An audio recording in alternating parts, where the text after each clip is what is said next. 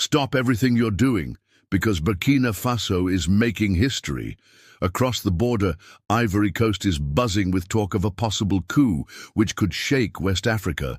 But in Burkina Faso, one man stands strong, fearless, and determined, Captain Ibrahim Traoré. Burkina Faso is the focus country now I see in Africa and the world alike. I saw a prophecy that Wiseman spoke about Captain Ibrahim Traoré in the beginning of this year. Is going on. So it's in the plan of God. Take a look at this. You wouldn't believe what is happening. Just see this. Number 4, France. Laissez passer. Qu'est-ce que c'est? C'est un bam-bam. France.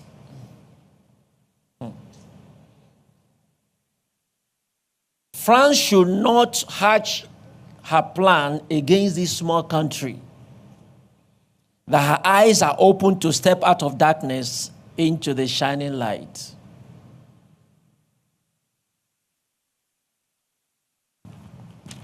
God chose to allow me to put most of this way so that you may not understand until it happens. The one that has to come direct will be direct. But the one that has to come to confuse you until it happens will confuse you. That is it. France should not hatch her plan against this small country, that her eyes are open to step out of darkness into the shining light. Before France decides to hatch this plan, she should remember that the consequences might be too great for her to bear, because this small country is already drawing sympathy of others who are ready to back her up.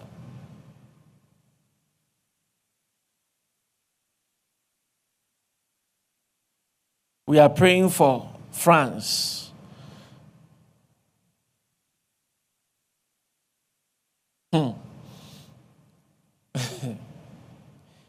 We are praying for France and this African country for peace to reign. It's like I'm giving you a clue.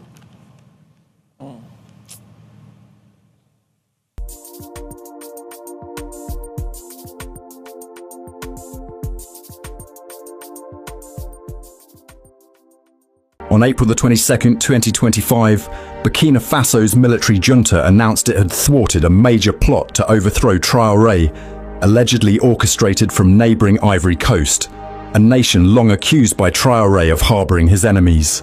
The plot, according to Security Minister Mahamadou Sana, involved ex-army officers and terrorist leaders who planned to storm the presidential palace on April the 16th, aiming to sow total chaos and place Burkina Faso under the supervision of an international organisation. But it was the words of General Michael Langley, head of US Africa Command, AFRICOM, that poured fuel on the fire. In a US Senate committee hearing earlier in April, Langley accused Traoré of misusing Burkina Faso's nationalised gold reserves to protect his junta at the expense of the Burkinabe people. This was no mere critique. It was a calculated slander, a dog whistle to Western powers itching to destabilise a leader who dares to challenge their hegemony. Langley's words were not just an attack on Traoré, they were an assault on Africa's right to self-determination.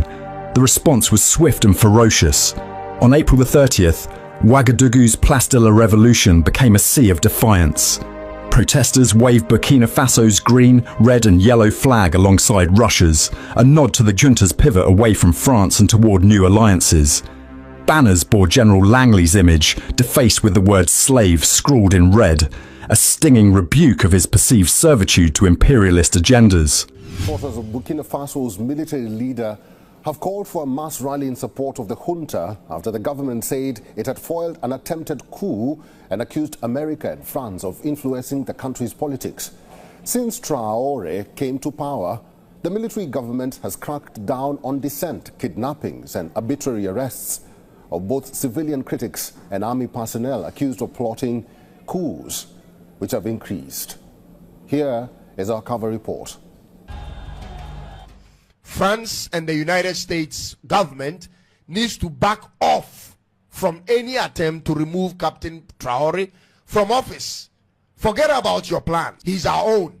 He's doing exactly what the people of Burkina Faso and many other African countries wish their leaders were doing for them.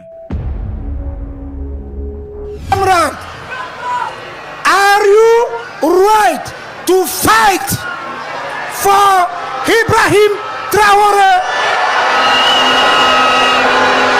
In a shocking and unexpected move to support Captain Ibrahim Traoré, on Wednesday, the continent and its diaspora roared in unison, their voices echoing from the dusty streets of Ouagadougou to the urban sprawls of Accra, Monrovia, and far beyond the shores of the motherland. Thousands, no, millions of Africans, united under the banner of sovereignty and defiance, took to the streets in what can only be described as the most seismic display of solidarity in recent history. Their chant, "Long live Captain Ibrahim Traoré." Their demand, "Hands off Burkina Faso, hands off Africa." This was not just a protest. This was a declaration of war against imperialism, neo-colonialism, and the predatory forces that have bled Africa dry for centuries. From Burkina Faso's Place de la Revolution to the vibrant gatherings in Ghana, Liberia, and the diaspora hubs of London, Paris, and New York, Africans stood shoulder to shoulder, their fists raised, their hearts ablaze with a singular message. If you want to kill Captain Ibrahim Traoré, you will have to kill us first. France should not hatch her plan against this small country that her eyes are open to step out of darkness into the shining light. Before France decides to hatch this plan, she should remember that the consequences might be too great for her to bear, because this small country is already drawing sympathy of others who are ready to back her up.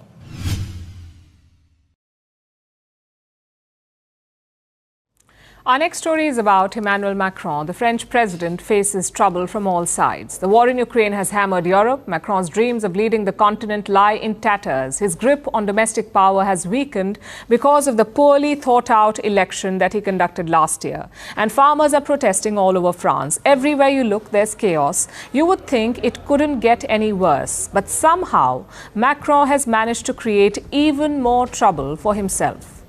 The French president did it again yesterday, another classic foot-in-the-mouth moment where he casually insulted a bunch of African nations. Take a look. One part was our commitment to fighting terrorism since 2013. We were right. I think some have forgotten to say thank you, but that's okay. It'll come in time. I'm in a good position to know that ingratitude is a disease that cannot be transmitted to humans. But I say this for all the African governments who have not had the courage, in the eyes of their public opinion, to bear it. None of them would be in a sovereign country today if the French army had not been deployed in this region. That was Macron giving a grand foreign policy speech, addressing a gathering of French ambassadors and chalking out the way ahead this year. Somehow, Macron thought that this was the right time to pick a new fight with people who already don't seem to like him very much, the people of Africa. You know that France has been on the back foot in Africa over the past few years. It had military bases all over the continent, mostly in its former colonies in West and Central Africa. French troops have been squatting there for decades, ostensibly to provide security cover. French colonies like Mali, Burkina Faso and Niger, right under the noses of the French troops stationed there. This instability led to multiple military coups in West Africa, in Mali, Burkina Faso and Niger. And the military juntas promptly decided to switch partners. They kicked France out and chose to work with Russia instead. They believed that the Russians would be more effective against the terrorists. The decision had a knock-on effect. Anti-France sentiment started spreading to other countries hosting French troops like Chad, Senegal, and most recently the Ivory Coast. This is a massive failure for France, a moment of shame. But Macron does not see it that way. He says Paris is not on the back foot. Instead, he blames the African nations. Macron called them, and I'm quoting, ungrateful. And then he said, and let me quote again, none of them would be in a sovereign country today if the French army had not been deployed in this region. This is the French president, the leader of a former colonial power, talking about countries that won their independence from France. Macron says the French army is responsible for their sovereignty. How tone deaf can you be? If anything, the African countries would have been sovereign sooner if not for the French army. Macron's mental gymnastics are truly world-class, but obviously the African nations were not impressed. Chad and Senegal have called him out. Chad's foreign minister issued a statement. He said Macron holds, and I'm quoting again, a contemptuous attitude towards Africa and Africans. He added that the French presence in Chad has often been limited to its own strategic interests without any real lasting impact for the development of the Chadian people. And then he reminded Macron about how Africans had helped France, especially during the 2 world wars. That was Chad's rebuke. Senegal's was even sharper. Prime Minister Ousmane Sonko put up this post on social media. He counters Macron's claims, saying that France helped destabilize countries like Libya, which contributed to the Sahel security crisis. And then Sonko issued a parting shot. Let me quote again. This is what he said. This is finally the place to remind President Macron that if African soldiers, sometimes forcibly mobilized, mistreated and ultimately betrayed, had not deployed during the Second World War to defend France, it would perhaps still be Germany today. For a very long time, the French colonies in Africa, 14 of them, in fact, till date, don't have their own Ministry of Finance. They always have to keep their monies in the Ministry of Finance in France. So if Burkina Faso wants to buy anything from Ghana, they would have to write to the Finance Ministry in France for them to release the funds to Burkina Faso. Where does this make sense? Of all the resources Burkina Faso have, they've not been able to build even more than 5,000 kilometers of road. Today, as we are speaking, when our politicians go around building first coach, second coach roads, he is building asphalted overland roads. How many years? And today, the person that is building roads, the person that is giving hope to the people, we have some people coming from nowhere to tell them that, you know what, we are ready to give you life. In fact, if they want to give life, they should go to Congo, they should go to South Sudan, they should go there, and the mess they cause there, they should go and put it together and take it back to their country. Enough is enough. We are ready to rise up and say enough is enough. It is now. They can never keep us in the fear or the shackles of imperialism. No way. We are ready to detach ourselves and say enough is enough. It's a black African star that has risen. And it is important for all Africans to unite and protect that star. Like in Nkrumah, they tried to overthrow Nkrumah. They did a lot of things against Sankara and Co. We should not allow that to happen to TROARÈ. Irrespective of our political differences and geological locations, all blacks must work. All blacks must stand up and speak for TROARÈ. And this is the time that African youth need to read through the lines and see and realize the truth. The same way they did to Nkrumah, they use the same people. And this is a warning that goes to all African leaders, that they sit back and allow themselves to be used by the imperialists. Anytime there has been any elimination of any African good leader, they use black people.